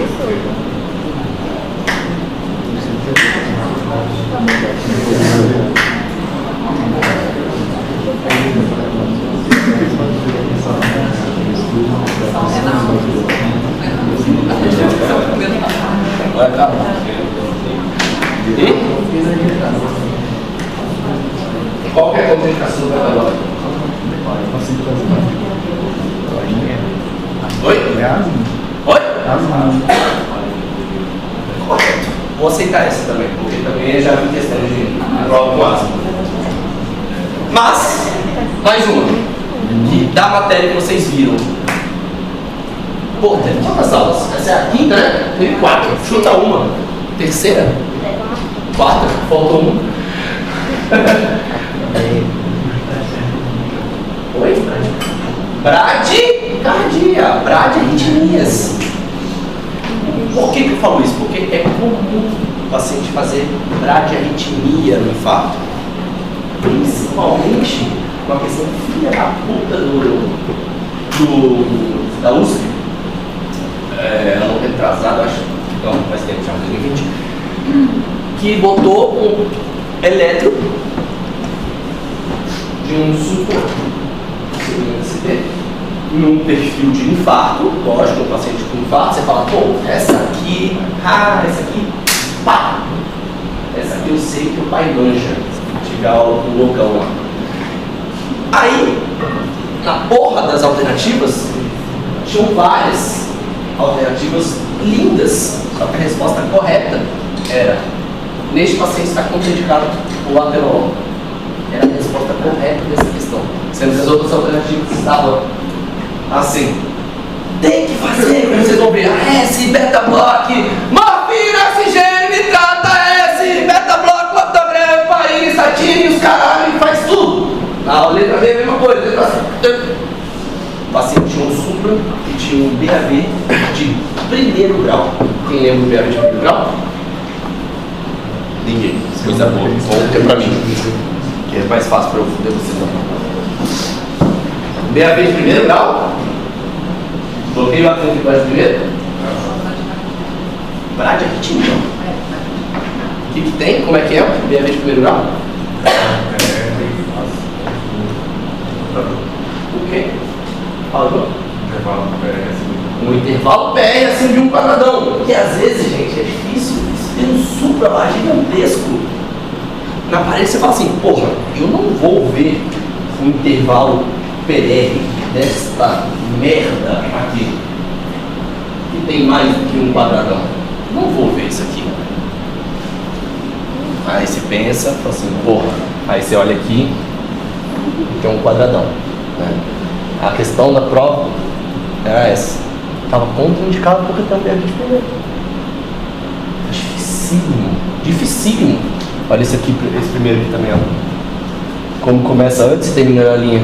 Dá pra ver que tem mais do que um quadradão. Eu entendo, é meio que impossível de pensar. Porque você fala, porra, essa eu sei, essa vai tomar um se eu gosto. Aí você vai errar na questão. Poucas pessoas acertaram essa questão, de fato. Super difícil mesmo, porque você não vai pensar, porra, contraindicação do beta-block. É exatamente o que eles queriam. BAV normalmente não cai assim, tá, gente? Normalmente é mais fácil. Então primeiro, exato. Normalmente é mais fácil, mas você tem que saber que as bloqueios atriventriculares têm contraindicação metabólica, é óbvio. Até porque você tem que tirar. Quando vê um paciente com BAV, você vê o metabólico, você faz, tira, obrigatoriamente. Que inclusive, às vezes é o metabólico que está causando. Tá? Inclusive, nesse caso também o metabólico está causando. Bom, infarto de ventrículo direito. Morfina e nitrato tem contraindicação. Eles pioram o infarto do ventrículo direito. Eles pioram a sobrecarga do ventrículo direito. Um ventrículo direito infartado. Então piora, realmente. Infarto de ventrículo direito. Como que eu diagnostico? Simples. Bem simples. Primeiro, você vai esquecer tudo e só ver o paciente que tem infarto com supra de parede inferior. Você vai pegar somente essa população. Vai pegar assim, população que está com síndrome coronariana aguda positiva, eletro positivo, parede inferior, é esse grupo, correto? Esse grupo, você vai pegar, vai fazer o eletro novamente. Vai pegar o eletro, vai fazer agora o eletro, vamos chamar de 15 derivações. Como é muito difícil o eletro de 15 derivações no Brasil, simplesmente eles pegam V3, V4, V5R. V5, V3, V4, V5, fica aqui do ladinho e espelha do lado de cá. Só isso que eles fazem. Chamado de V3R, V4R, V5R, tá? De RAT. Sabe inglês, né? RAT. Tá? E faz o eletro novamente. O que tem que acontecer? Nessas derivações V3, no eletro isso é normal, tá, gente? Mas você vai lembrar que o V3, V4, V5 é espelhado. Vai ter supra. Pera aí. O O supra era na parede inferior, não era V3, V4, V5. Quando você pegou essas derivações, V3, V4, V5, o eletrodo, jogou para o lado direito, apareceu um supra de parede, entre aspas, anterior, porque o V3, V4, V5? Não. Ventrículo direito. É assim que faz o diagnóstico. Somente nesse, não dá para saber se o paciente infartou sem supra de ventrículo direito, não dá para saber. A não ser com eco. Ecocardiograma consegue fazer, o ecocardiograma fala assim, opa, esse paciente aí parece que infartou o ventrículo direito, porque o ventrículo direito está batendo mal. Somente assim. Você já fez morfina ou já fez nitrato? Já, não dá para saber. É impossível saber, a não ser este doente. Fez um supra de parede inferior, você fez um eletro de 15 derivações ou espelhado V3, V4, V5R e manteve o supra. E aí você está contraindicado a fazer morfina com nitrato. Morfina, só para vocês saberem, quase nunca faz mais hoje, tá? Morfina, teoricamente, foi um trabalho muito grande, mostrou que piora um pouco o infarto. Piora, inclusive. Mas não tem jeito. Às vezes é a única solução para tirar a dor desse paciente. Então, o que tira a dor aí? Muita coisa. Agora, para vocês entenderem o Monabiche. Não vou falar de novo. Brigadeiro. Morfina, oxigênio, nitrato, AS, beta-bloco, clopidogrel, heparina, estatina. Faz sentido. Morfina é para tirar dor. Quase nunca faz. Porque ele é só para tirar dor. Só. Ele não faz mais nada. É só para tirar dor. Oxigênio, se o paciente tiver desaturando. Ah, mas ele está um pouquinho despedido. Saturação 96. Foda-se. Tá? Se o paciente estiver desaturando, oxigênio. Adulto 92, criança 94. Normalmente criança 94, é só que você sabe. Nitrato. O que o nitrato faz? Vasodilatação. Ele tira a dor, porque passa mais sangue. A dor é por isquemia. Teoricamente, o nitrato é excelente para tirar a dor. Normalmente, vocês vão ver em emergências cardiológicas, porque emergência hipertensiva, lá nas emergências cardiológicas, você vai ver emergência hipertensiva, o infarto é uma emergência hipertensiva. Então, o nitrato normalmente é endovenoso. Normalmente. A não ser que o paciente não consiga por conta da pressão. Se o paciente tiver com pressão hídrica e tudo mais, não, aí você tem a possibilidade de fazer aquele famoso exordio sublingual, que é nitrato do mesmo jeito, porque isso não abaixa a pressão. Mas se o paciente tiver com pressão alta, é tridil e niprid, ou niprid, né? Nitroglicerina ou nitroprusiato, os vasodilatadores endovenosos. Então, normalmente usa tridil porque abaixa menos a pressão. Aqui a gente não quer, a não ser que o paciente esteja com a pressão totalmente elevada, ou muito elevada, a gente usa tridil para baixar menos a pressão e mais vasodilatação. Tá? AS, vou atuar. AS Clopidogrel, vou atuar na parte plaquetária, na parte trombótica daquela placa, na fisiopatologia da doença. Beta-block, para quê? O que eu vou fazer com a diminuição da frequência? Hã? Diminuindo a frequência vai fazer o quê? Vai melhorar em quê? Beta-block. Ele diminui a frequência mesmo. O que ele vai fazer? Diminuir a frequência? Não. Já está rompido, né? O tronco já está rompido, assim o coronel nervoso. Gente, com a frequência de 120, eu consumo mais ou menos oxigênio. É oferta e demanda. Se eu diminuo para 60, eu vou consumir muito menos. Muito menos oxigênio. Consumindo menos oxigênio, eu vou melhorar a dor. Beta-block é antianginoso. Vocês vão ver isso aqui. Prazer. Beta-block é antianginoso. Heparina. Para quê? Isso é fácil. Anticoagulante, certo? Eu sei também. Mas para quê? Anticoagulante. Evitar informação. Evitar, mais do que evitar. Evitar nova formação de trombo. Tudo bem, já está trombosado.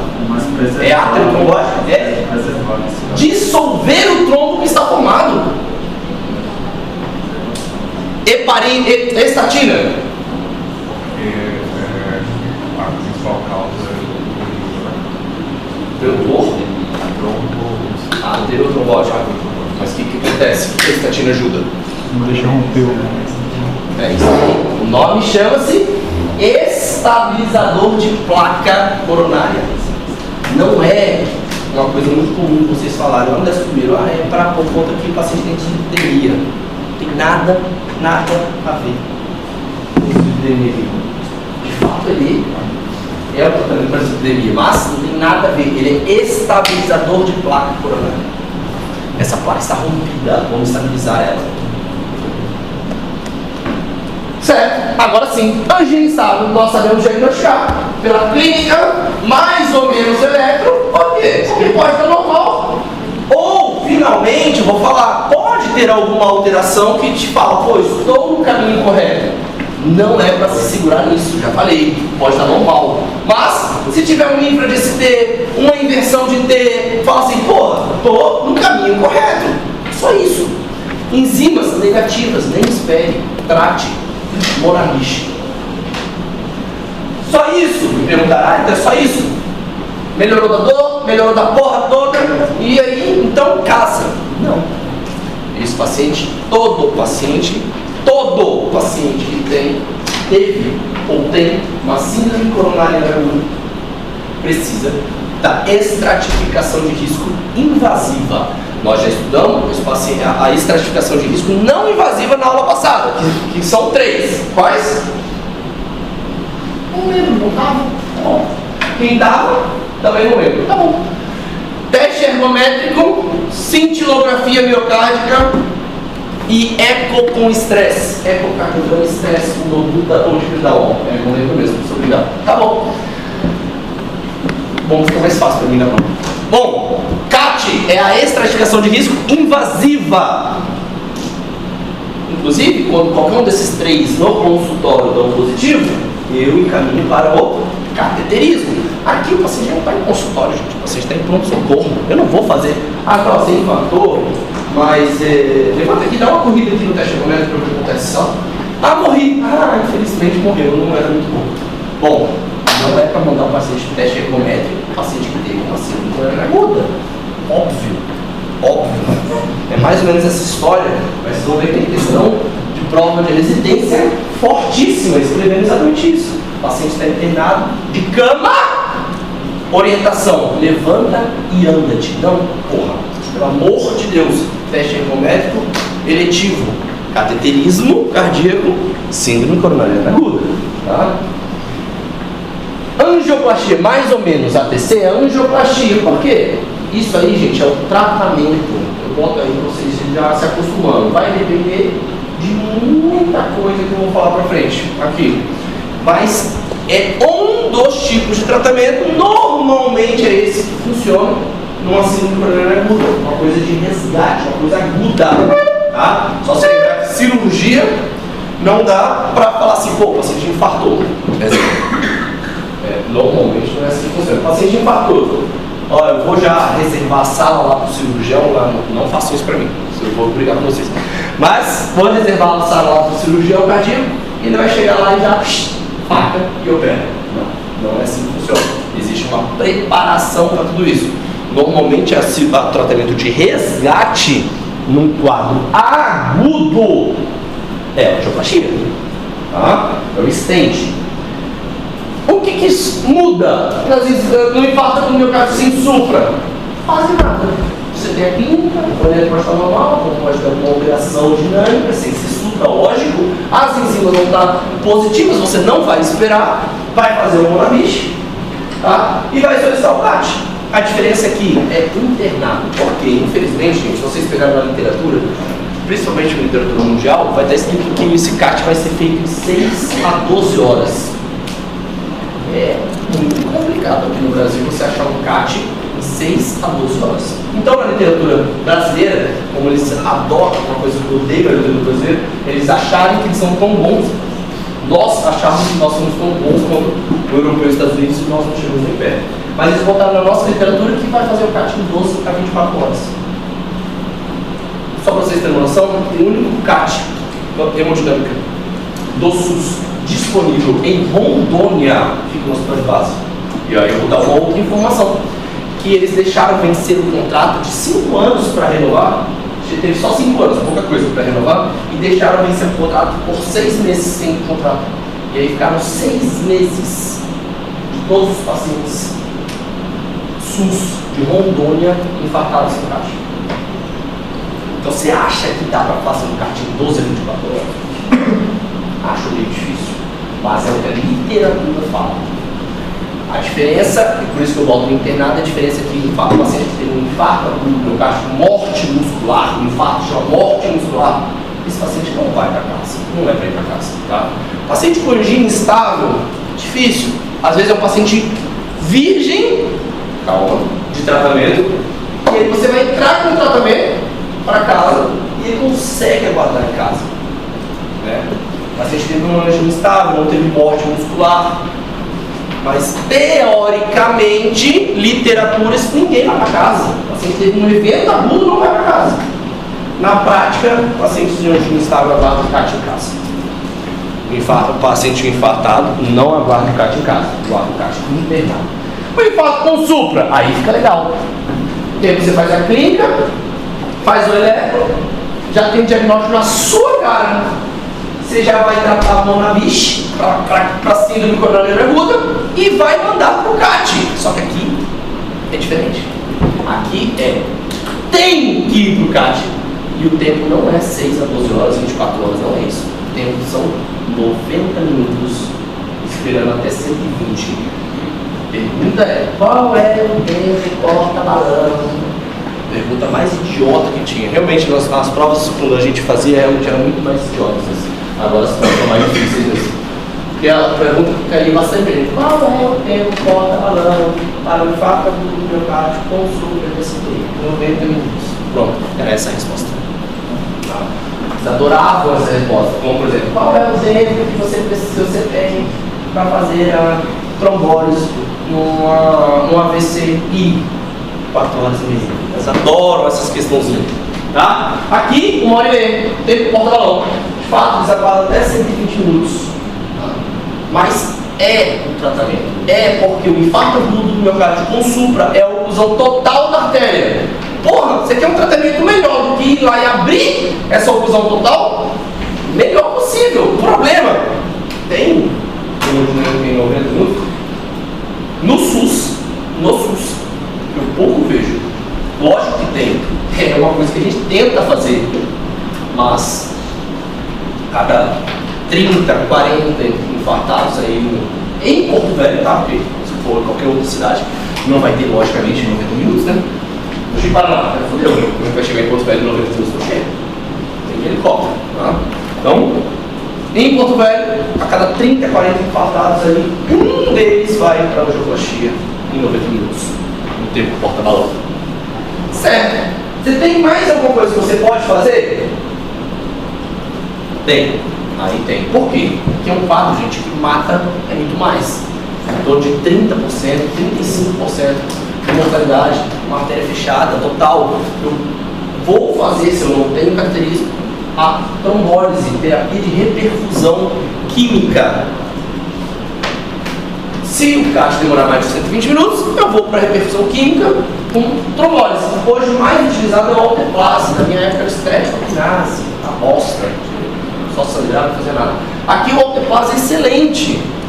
Tem até o tenecteplase, hoje em dia é mais caro. Só nos hospitais. Só em São Paulo, aqui ainda não veio. Mas, a alteplase, cada frasco tem 50 mg, cada frasco tem 50 ml. Tá? Então é 1 ml por 1 miligrama, 50 mg, 50 ml. Você precisa de 2 frascos. Você vai fazer o esquema aí de 15 mg em bolos, 50 mg em 30 minutos, que é um frasco inteiro em 30 minutos, e 35 mg, que é o que sobrou do primeiro frasco, você vai botar para 2 horas e meia, dando 3 horas de tratamento. Completou 3 horas de tratamento, você vai reavaliar esse paciente. Teoricamente, é o que a gente quer, é que ele melhore da dor e melhore do supra. É o que a gente quer. Abrir essa artéria. Sempre vai? Não, infelizmente não, mas tem um potencial muito grande, em torno de uns 60% a 70%. Consegue abrir essa artéria. Dos feitos alteplase no tempo correto também, porque acima de 12 horas de supra, o critério de recuperação vai lá para baixo, despenca, acima de 12 horas. 35 miligramas aí, quanto tempo? 30 minutos, ou 35 miligramas, 2 horas e meia. Dando 3 horas de alta. E aí você vai avaliar critério de reperfusão. Então, primeira coisa, teve critério de reperfusão. O que eu faço com esse paciente? Melhorou dor, melhorou supra? Mando para casa? Mando para casa? Faço o quê? Interna. Excelente as palavras. Interna chama o médico. Vocês são médicos e vocês estão na internação. Oi? Basicamente você tem que entender que vocês transformaram um infarto com supra no quê? No sem supra. É só isso que vocês fizeram. Vocês ganharam aí, teoricamente, pela literatura, de 12 a 24 horas para fazer esse teste. Excelente. Deixa 2 horas. Vai ser agora também. 12 a 24 horas. Ah, não melhorou o supra. E aí? Não melhorou o supra. Manteve o supra. Pode fazer de novo. Não pode fazer de novo. CAT. Obrigatoriamente. Vaga zero. Vaga zero quando não precisa de autorização. Aí é a vaga zero. Não tem, porque você vence na medicina tudo que é para tratar esse paciente e sobra somente uma condição. Se você tem essa condição disponível, não, CAT, mas agora é só em São Paulo. Pô, não tem, como eu falei, ficou 6 meses aqui em Porto Velho sem CAT. Ficou, o paciente ficou em paz, nas UPAs, pronto-socorro, em casa, matado, ficaram em paz na vida. Uns encontraram Jesus, outro capeta e por aí vai. Mas, tá. Tipo assim, não melhorou, o cara não vai fazer nada. Você vai liberar ele depois disso? Não vai virar não. Você faz o cara tá com chuva, né? Aí você faz a trombolítica depois de 120 minutos, né? Isso. Não, você faz isso imediatamente. Só pra vocês entenderem, pra quem fica com dúvida. 120 minutos é pro cateterismo. Eu não tenho o cateterismo ou imediatamente tempo. É músculo, tá, gente? Imediatamente você vai pra trombólise. Imediatamente, é um ou outro. Tá, beleza.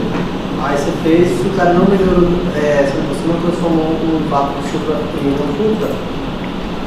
Um infarto agudo do miocárdio com supra, um infarto agora Você não conseguiu reperfusão. Ah, tá, você não teve critério de reperfusão, correto? Aí você vai, teoricamente, teria que fazer o CAT, certo? Teoricamente não. É, na prática é assim mesmo que funciona. Mas- Não tem o CAT disponível? Não faz. Óbvio, assina o testado, tá? Você morreu com sucesso. Carimba, e é isso. Não tem o que fazer. Na medicina foi isso que eu falei, por isso que é vaga zero. Quando esgotam as possibilidades da medicina, chama-se vaga zero. Ele pega uma ambulância e vai para onde tem o tratamento. É assim que funciona. Teoricamente também. Porque ele vai ligar para precisa de uma ambulância porque é vaga zero. Ah, doutor, ambulância? Ambulância. Pode ser um palio? Começa assim, tá pergunta. Não pode ser um palio. Pode ser uma Fiorino? Não, moço, não pode ser uma Fiorino. Se o senhor, então, se eu faço trombose melhora, tem que fazer o CAT de qualquer jeito. Tem, porque você transformou ele num infarto sem supra. Então, de qualquer jeito, depois da trombose, ele vai ter que fazer o CAT. Vai, você só ganhou horas para fazer esse CAT. Ou você, por exemplo, está em. Como é que é o nome da cidade? Não é Costa Mar que você ia falar. Aquela. Não melhorante. Tem um lugar que eu tenho 30 minutos de barco. Calama. É a Calama, mas tem um outro também. Pode ser Calama. Pega 30 minutinhos de barco. Então pega 30 minutinhos de barco para chegar nos negócios. Já vi paciente no passado pegar 30 minutinhos de barco, hein? De boa. Bom, CAT. O que é o CAT? É a cine-angiocoronariografia. Cine, filmar. Anjo, artéria. Artéria coronária. Grafia, filmar. Filme te mando. Que é a artéria entupida. Ou não, né? É o que a gente vai ver no CAT. Vamos lá. O que tem no CAT? Então no CAT temos aí a injeção de contraste e filmando essa artéria. O paciente pós-infarto agudo. Lá em São Bernardo, lá em São Paulo. Tá filmando lá. Vou mostrar para os alunos medíocres. Ai, professor. É. Vocês estão vendo a artéria entupida? Todos estão vendo o entupimento, um afilamento bruto ali no comecinho da artéria? Um entupimento de 90% causando um infarto? Qual que é o problema? Por que eu estou filmando? Porque eles tentaram fazer a angioplastia e por conta da localização não conseguiram fazer a angioplastia. Então, como eu disse, teoricamente a angioplastia sempre no momento agudo vai ser angioplastia? Não. Esse paciente foi para cirurgia, essa paciente foi para cirurgia de urgência, deu tudo certo. Ela tinha 40 anos, pouco anos, inclusive. Lembro dela. Deu tudo certo, mas ela foi para cirurgia de urgência, que normalmente não é o comum. Mas o pessoal liga do CAT e fala, ó, não deu para fazer angioplastia, aí é contigo. Foda-se, faz isso. Posso? Pode só mostrar para mim que foi que eu não consigo. Pode. Entendi. Aí, ó. Esse é o problema. Quando você injeta aqui, você vê que passa o contraste mais lentamente.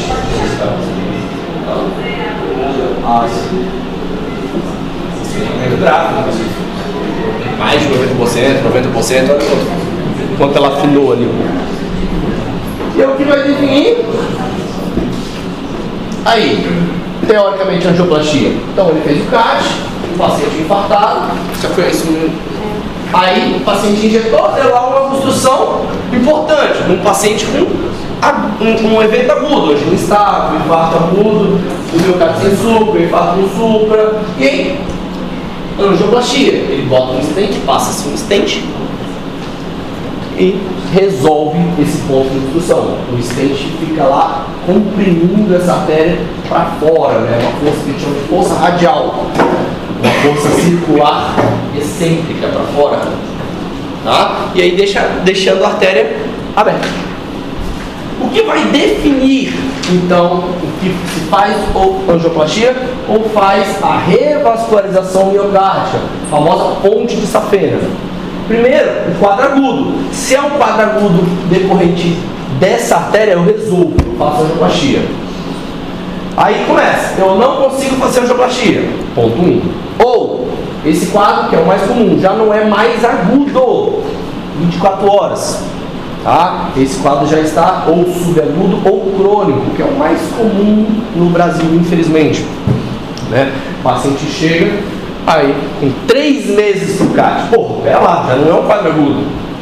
Tá? E aí a gente vê, então, de fato, o que nós vamos fazer com esse paciente. E aí eu falei para vocês que a referência máxima de uma matéria sempre vai ser um guideline, não um livro. Tá? O livro, inclusive, é uma dessas referências só. Tá vendo os números em azul aqui? Então, por exemplo, só nessa última linha aqui está escrito 102 até 157. Significa que temos 57 referências bibliográficas, e não referências bibliográficas do Dr. Jorge Luiz Freisai, referências bibliográficas com mínimo de 100 ou 200 mil pacientes. São referências bibliográficas de fato muito importantes. Tá? Meta-análises e tudo o resto, aí com mais informações verídicas possíveis, venéreas possíveis. E ele orienta, então, esse é um protocolo guideline europeu, ele orienta o que ser feito. Eu gosto dele porque ele é muito didático, ele divide em quantidade de artérias entupidas. Lá em cima, uma artéria entupida, depois 2 artérias entupidas, left mancate, que é o tronco da coronária esquerda entupido, por conta de quê? Só mostrar para vocês o que é o tronco. Por que ele leva por que é relevante? O tronco é essa artéria curtinha que se bifurca.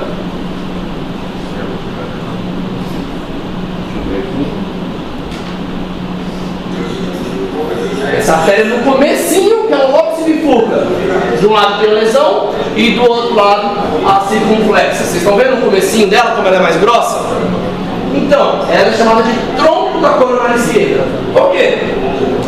Porque, gente, se ela é tão importante que se ela infartar, você perde 2/3 do coração. Ela é responsável por 2/3 do lado esquerdo do coração.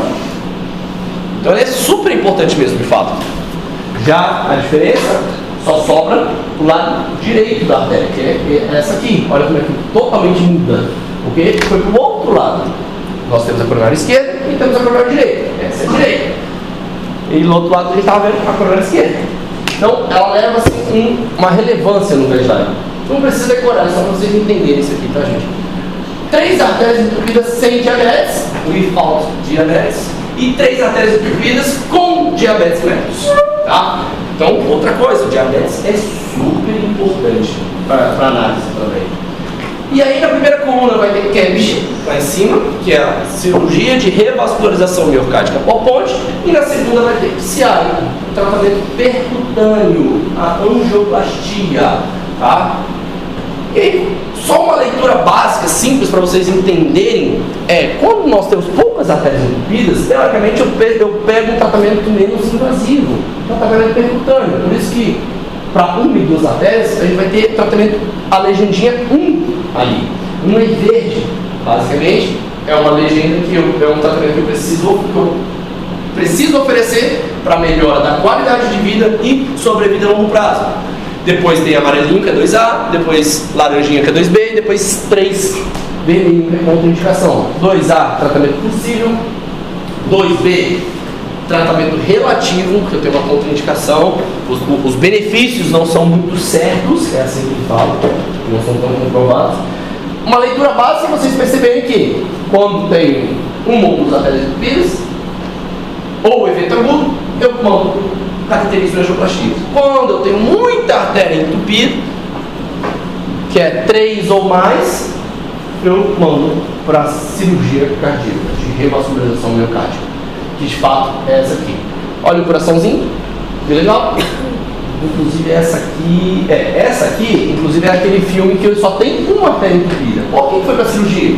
Por conta que não tinha como angioplastar. Eles não conseguiram angioplastar pela localização. Aí não tem como. O paciente com dor não consegue angioplastar, só tem mais um tratamento. É a cirurgia. Então, aqui a gente fez ela como é uma ponte. Só a gente fez com o coração batendo. Então a gente dissecou essa artéria mamária, ela está dissecada aí. A gente dissecou ela, o coração continuou batendo, a gente trouxe ele um pouquinho mais para cima, tá, gente? Ele é dentro da caixa torácica. Quem consegue perceber que tem uma compressinha ali embaixo do coração, levantando a ponta do coração, para trazer ele um pouquinho mais para cima. E o coração é assim, primeira pergunta, o pessoal sempre faz, mas o coração meu assim é gorduroso? Resposta, porque a pergunta que vem, foi inclusive uma pergunta de uma prova de algum lugar que eu vi, qual que é a principal fonte de energia do coração? Lipídios, ácidos graxos. Então, pergunta, o recém-nascido vai ter gordura no coração? Não, então morreu o recém-nascido. Porque bate a 160, um bebê recém-nascido, se não tiver gordura de reserva, resposta, vai. Vocês viram cardiopatia congênita? Nessa quantidade? Não, nessa quantidade não. Mas vai ter gordura no coração. É a fonte de energia cardíaca. Por isso que uma hipoglicemia severa, 10 de décimo de glicemia, você entra em coma cerebral, mas você não faz parada cardíaca. Pois é, animal. Partiu? E aí ela já colocada no coração, irrigando inclusive a artéria onde estava entupida lá no comecinho. Esse é o cateterismo daquela mulher. Ela estava entupida e já está levando sangue aí para essa artéria. Certo?